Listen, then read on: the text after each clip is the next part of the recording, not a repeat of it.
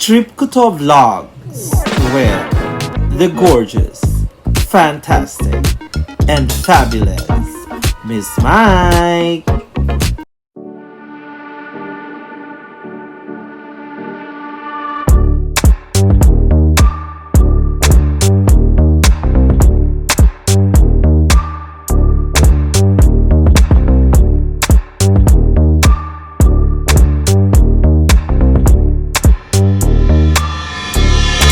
Hello guys, welcome to my channel.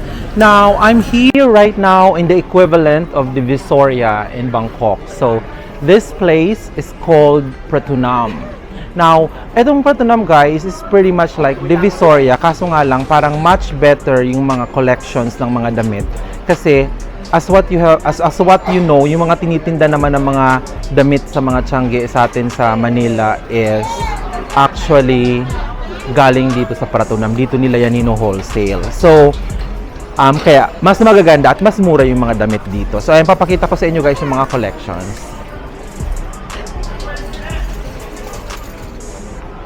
So, there. Ito guys yung mga bags. Tapos, meron ako ditong na-discover. Ayan o, mga gentlewoman na mga imitation guys na bags. So, wait lang. Kasi may dadaan.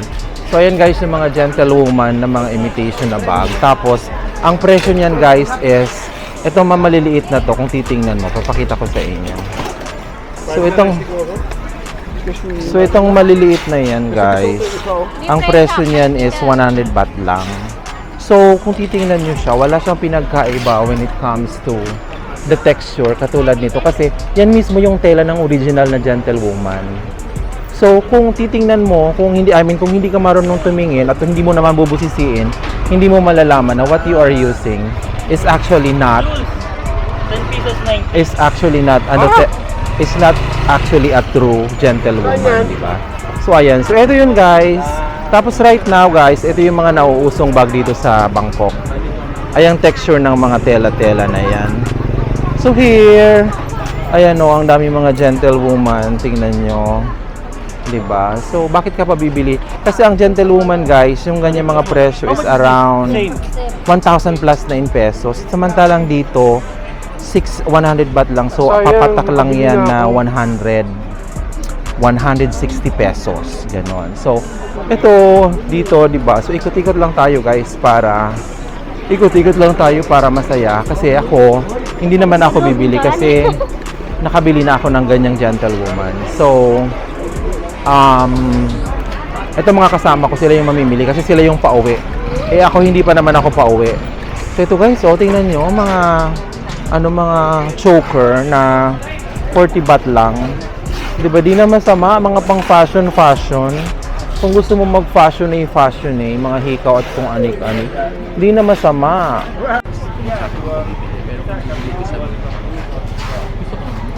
Ayan guys, ang ganda-gandang duster, parang ang presko.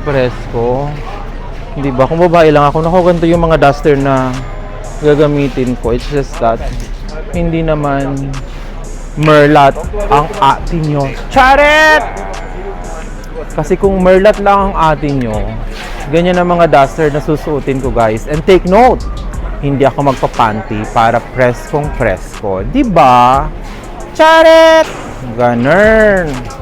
So guys, tingin-tingin lang kayo kasi ang dami dito. So ang dami mga fashion kung anik-anik na mga outfitry, ganyan. So ganitong mga di ba? Parang saan ka pa? Tingnan nyo guys, Ang ganda Tapos ito guys, ang ganda Mga fashion skirt. Tingnan nyo guys, ang gaganda. Ayan mga fashion skirt. Eto din. Bili kaya ako din kasi wait lang guys. Ayan guys, ang gagandang mga skirt, super. Tapos yun pa ay nakikita mo yun. Ang ganda, ang dami magaganda. Naku guys, mag-ikot pa tayo and let's see what's here. Ang daming mga pamimilian. So ito guys, moving on, bahala na kayo tumingin na kung ano mga magugustuhan nyo dyan. Go lang ng go. Tapos ito mga sando and everything. Di ba, oh, 80 baht. Bagay ito sa'yo din do, at Conrad. Mabay sa'yo mamaya. Bagay, ito oh. Para pag... Para sa akin? Oh, sa'yo. Ganon. So, ito be, ang mga outfitriness of the Shim. Ay, ang daming mga imitation ng mga Adidas and everything. Tapos ano pa ba? Tapos ito mga mga Issey Miyake inspired electric plates. Ayan. Oo, mga Issey Miyake inspired electric plates. So ito na guys, nandito pa rin ang lola nyo sa Fratuna Market, the Divisoria of Bangkok. And a lot of, ayan, ang daming magagandang mga black shirts guys. Oh, tapos talagang oversize siya. Parang napaka-comfortable. Di ba? Parang ganda. Magtanong kaya ako kasi lang namamahalan ako sa 120 baht.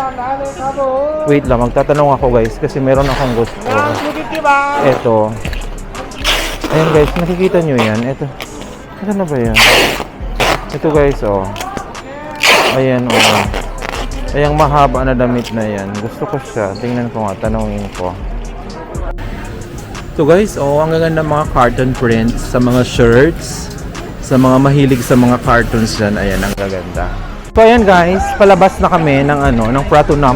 Now, ito pala guys na yung parang loob ng Pratuna Market. Ang aga nagsasara, 4 PM, nagsasara na yung mga tindahan. Though, meron naman ding mga naglalabas, yung mga nagtitinda sa mga night market sa labas. So, yun. So, this is the Pratunam night. This is the Pratunam market for you guys. So, just look around. Ayan, ang ganda ng mga ang ganda, te! Ang ganda ng mga t-shirts. So, oy! I like hold. Wait, gusto ko tong palda na to, Jules. Tingnan ko nga. So, ito yun guys.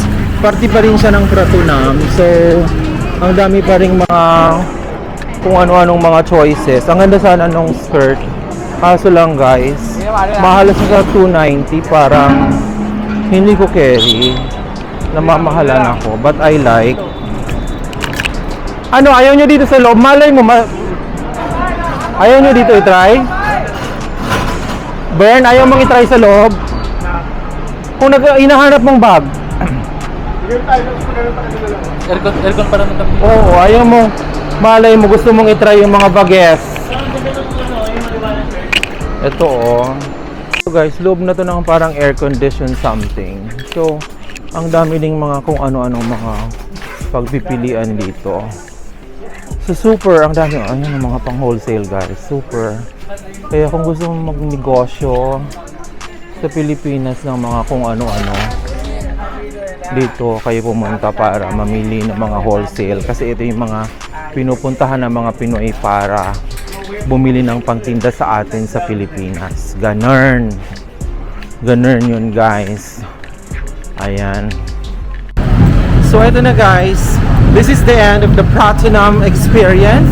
Thank you all so much for watching. Have a great day and God bless. Mama!